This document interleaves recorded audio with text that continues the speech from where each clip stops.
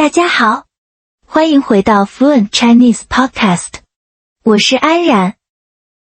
大家好，我是俊杰。哎呀，这个字。俊杰，你还好吗？我们已经开始录音了。啊，抱歉，安然，我正在写一张卡片。写卡片？现在？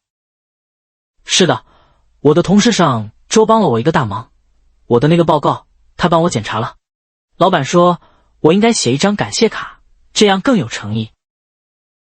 哦，手写的感谢卡，那很好啊。好什么啊？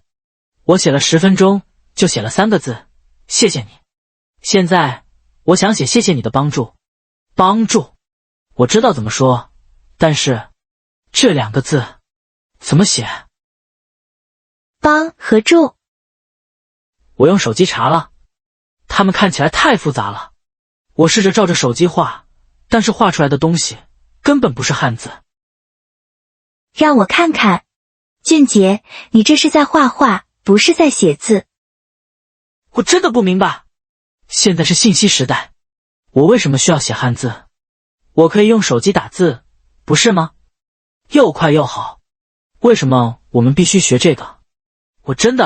我讨厌写汉字。俊杰，你刚才说的可能就是我们今天播客的完美开场。完美的开场？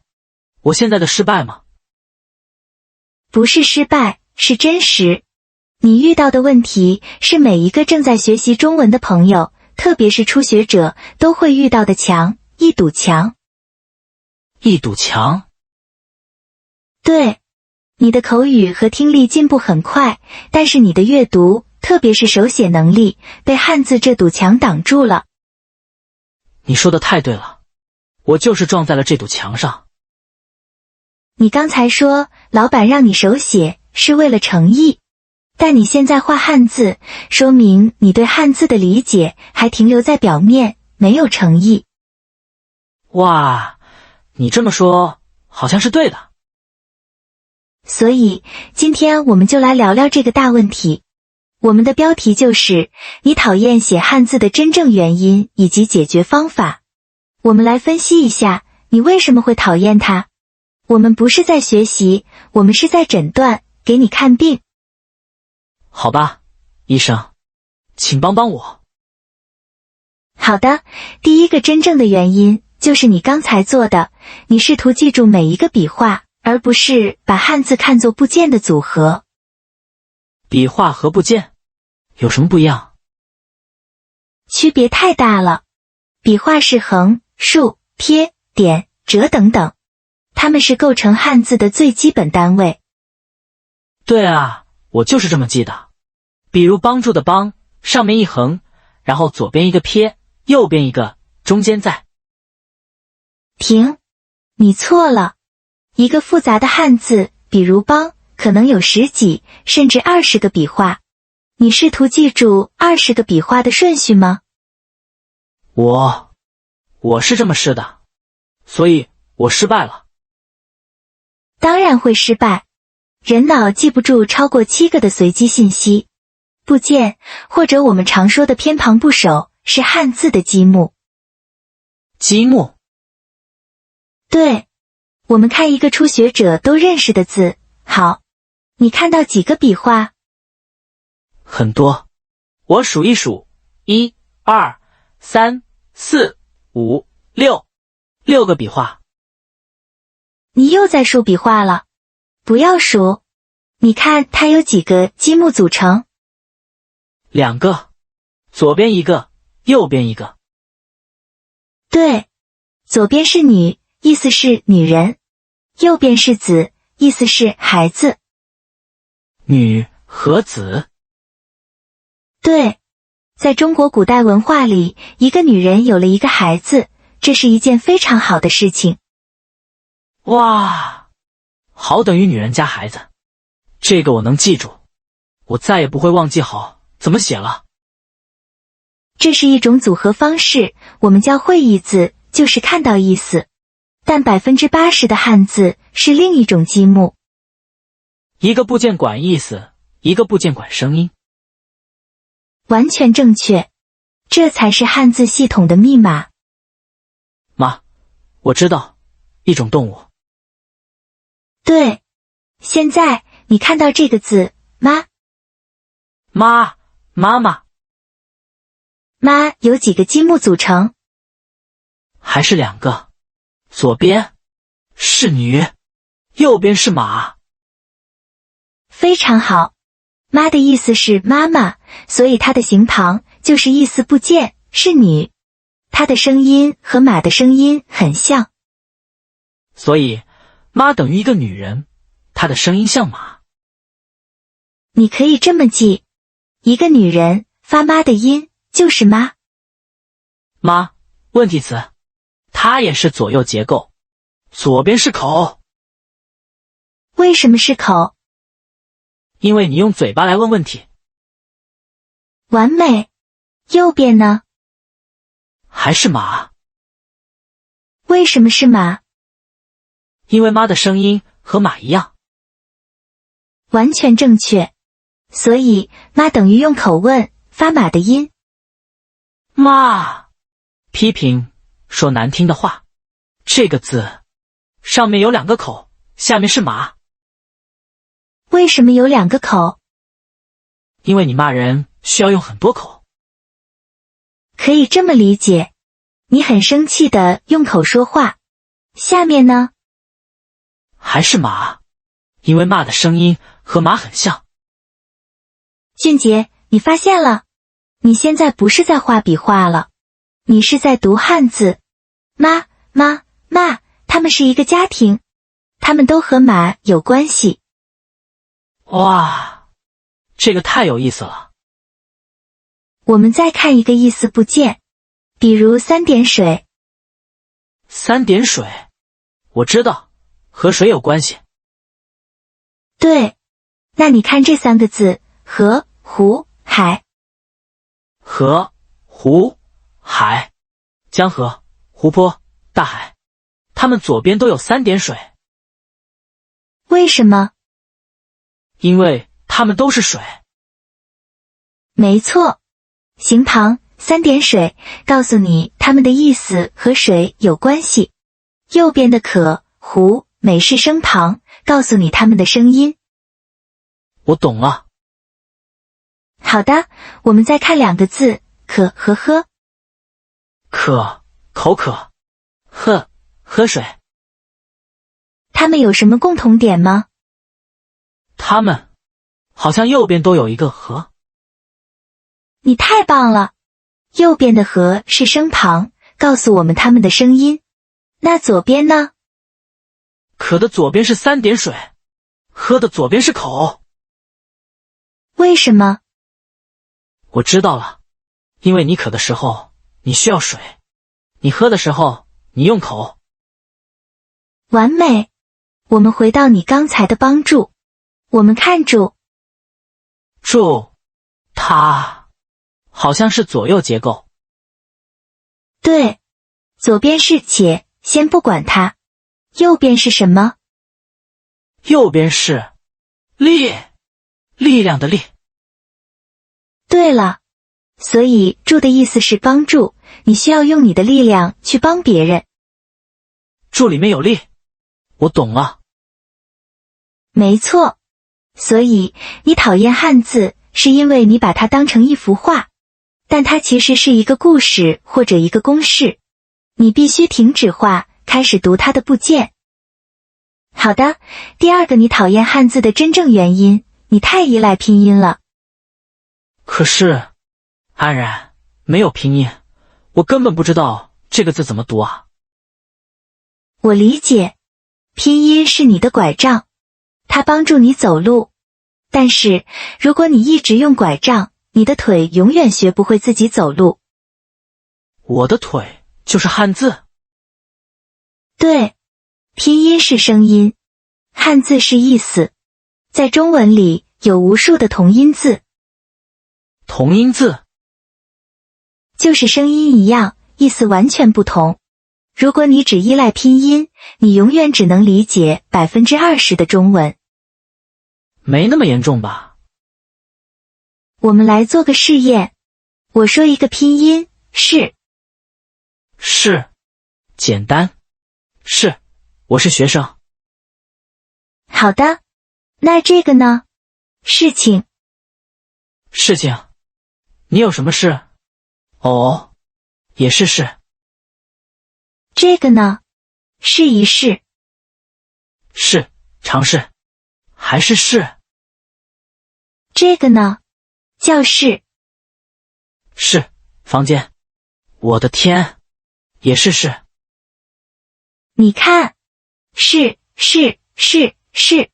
，4个完全不同的汉字，4个完全不同的意思，但是它们的拼音都是一样的。他在 classroom 教室。对，你必须看到是这个汉字，你才能明白它的意思。拼音不能给你这个信息。我明白了，拼音只是一个声音标签。没错。我们再看一个例子，汉语水平考试第3级的发展。发展。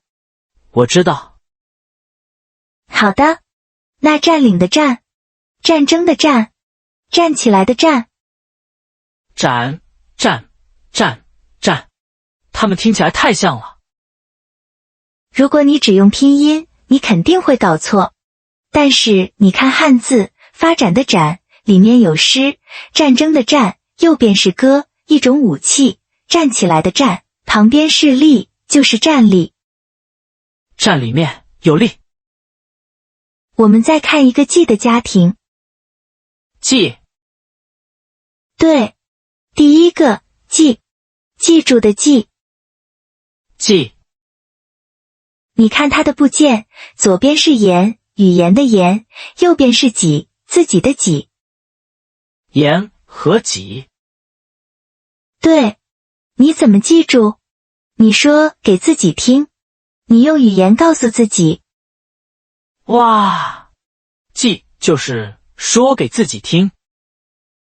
下一个寄，寄信的寄。寄，这个我不认识。上面是一个宝，意思是屋顶，和家有关系。下面是旗。夹。对，你寄东西是不是从一个家寄到另一个家？是的。最后一个季，季节的季。季，春天、夏天之类的。对，你看它的部件，上面是禾，意思是庄稼，下面是子，意思是孩子或种子。庄稼和种子。没错。什么东西和庄稼、种子有关系？季节。你看，季、它们的拼音都是一样的。拼音在隐藏它的意思，汉字在告诉你它的意思。你是说，我应该关掉拼音？没错。在你学习的时候，比如看我们的播客字幕，你应该只看汉字。当你真的不认识那个字的时候，你才去看拼音。这会很难。开始很难，但你必须这么做。第3个原因，你讨厌汉字，是因为你总是在背词汇列表，但是你没有在上下文中使用它们。词汇列表？我每天都用手机应用刷卡片啊，这不对吗？刷卡片是一种被动的复习，它不是主动的学习。被动和主动。你看卡片，正面是开心，背面是快乐。你哦了一声，划过去。5分钟后，你忘了。这就是我每天发生的事情。因为这个词对你没有意义，它只是一个卡片，你必须在句子和故事里学它。对，非常无聊。但是，如果你学的是一个词组呢？比如，开门。开门，这个我知道。好的，那开车呢？开车。那开心呢？开心。等一下，开是打开，心是心脏，开心等于打开心脏。没错，当你开心的时候，你的心是打开的，你愿意接受新的事物。哇，开门、开车、开心，他们都用开。你看，你现在还讨厌开这个字吗？不讨厌了，我觉得它很有用。我们再看一个汉语水平考试第2、3级的词，打。打，我知道，打人。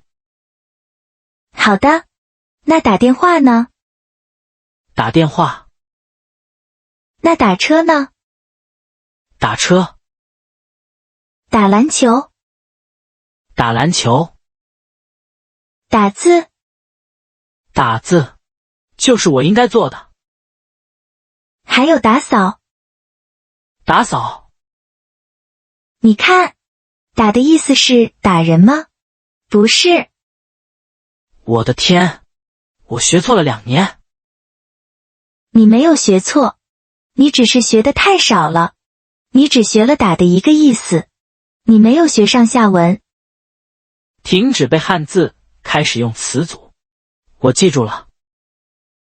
最后一个原因，初学者特别怕这个，你害怕那些长得像的汉字。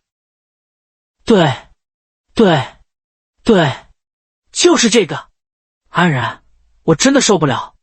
比如人和入，还有八。我知道，它们看起来都很像。还有买和卖，它们简直是双胞胎。好的，我们来解决这个问题。解决的方法是，不要看它们哪里像，要去看它们哪里不一样。怎么说？我们看买和卖，它们哪里不一样？卖的上面多了一个十。对，卖的上面有个十。那你可以编一个故事。故事？比如，你要卖东西，你是不是想多赚钱？那个十就是多的意思，你得到了好处。所以卖有十。卖东西，我多，十，赚钱。买东西，我没钱。这个好。再来一个，几和乙。啊，不要，这2个我也总搞错。看他们的嘴巴，己的嘴巴是开的，乙的嘴巴是关的。真的？乙是已经事情做完了，所以嘴巴关了。己是自己一个人还在成长，所以嘴巴是开的。这个太棒了，已经关门了，自己还开着门。没错。现在我们看一个最难的家庭。准备好了。请、情、清、经。啊，我见过他们，他们斗，他们右边都有一个清。非常好，你找到了密码。清是什么？它是声音部件，它告诉我们这些字都读得差不多。完全正确，你已经解决了一半的问题。现在我们看左边的意思部件。言，语言的言。为什么？因为你说话来表示情。完美。下一个，情，事情的情，感情的情。左边是心。为什么？因为感情和感觉来自你的心。非常好。下一个，清，清楚的清。左边是3点水，是水。为什么？因为水是清澈的。太棒了。最后一个，睛，眼睛的睛。左边是目，就是眼睛。为什么？因为睛是眼睛的一部分。俊杰，你做到了。你看，言加清等于，请用语言说心加清等于请用心感受水，加清等于清水很清目，加清等于睛眼睛里的。汉字不是你的敌人，它是一个系统，它是一个非常聪明的拼图。你讨厌它，是因为你一直试图画这个拼图，而不是玩这个拼图。玩这个拼图，我喜欢这个说法。安然，我真的觉得好多了。我明白了，我讨厌汉字，是因为第一，我在背笔画，不是读不见；第二，我太依赖拼音，被同音字困住了；第三，我在背列表，没有在句子里用它们；第四，我害怕长得像的字，但我应该去找它们不同的地方。但是我知道为什么了。我现在的问题是怎么做？我明天应该做什么？好问题，你不需要我，你需要2个新的习惯，一个给阅读，一个给写作。快说。第一个习惯，针对阅读，你必须开始泛读。泛读？你是说读故事书？对，读那些非常简单的中文故事书，不是课本，是真正的故事。可是我不认识汉字啊，我读故事我会觉得很烦，因为我要一直查字典。这就是你错误的地方。听好，泛读的第一条规则。读第1集？那太简单了，学不到新东西。你要学的不是新东西，你是要去熟悉那些你以为你认识的字。你要强迫你的大脑100次看到的100次看到是80次看到在。什么？我不查字典，我怎么学？你要猜。猜？对，你要根据上下文去猜那个字的意思，就像一个中国的小孩子一样。和水有关系？和。你猜对了，你根本不需要字典。好的。习惯1，泛读，每天读10分钟简单的故事，并且猜。没错。第2个习惯，针对写作，你要开始写短日记。写日记？就像我今天写感谢卡一样吗？太难了。不，你写的太难了，从简单的开始。比如，今天我很累，我吃了一个苹果，我学习了中文。可是，我不会写苹果这2个字。这就是关键。当你需要一个词，但你不会写的时候，你才去查。啊，我明白了。这就是主动学习。你不是在背一个列表，你是在解决一个真实的问题。我想说苹果。习惯2，每天手写3句日记，只查我需要的字。对，你坚持这样做1个月，你会发现你开始认识汉字了。你不再讨厌它们，因为它们变成了你的工具。哇，安然，谢谢你。我感觉我的墙好像没有那么高了。它一直都不高，你只是没有找到门。好的，我来总结一下今天的重点。如果你也像我一样讨厌汉字，你要记住4个原因和2个方法。原因1，不要画笔画，要读部件。汉字是积木，不是画画。比如好等于女加子，或者像形声字妈等于女，意思加码声音。总结得太好了。那2个方法呢？方法1，泛读，每天读非常简单的中文故事，练习猜汉字，不要查字典。完美。你看，汉字不是你的敌人，它是一个地图，你只是需要学会怎么读地图。我现在有动力了，我今天回家就去写我的感谢卡。我要把帮助这2个字写对，帮里面有金，助里面有力。你一定可以的。那今天也谢谢大家的收听。我们想问问你们，你呢？你是怎么记住一个很难的汉字的？你有没有自己编的小故事？对，比如你是怎么记住买和卖的？或者你有没有一个汉字家庭，比如请、亲、亲，你终于看懂了他们的关系。请在下面的评论里告诉我们你的故事。你的小故事也许可以帮助到很多其他正在讨厌汉字的学习者。好的，我们是 Fluent Chinese Podcast， 感谢你的收听。我们下期再见。再见。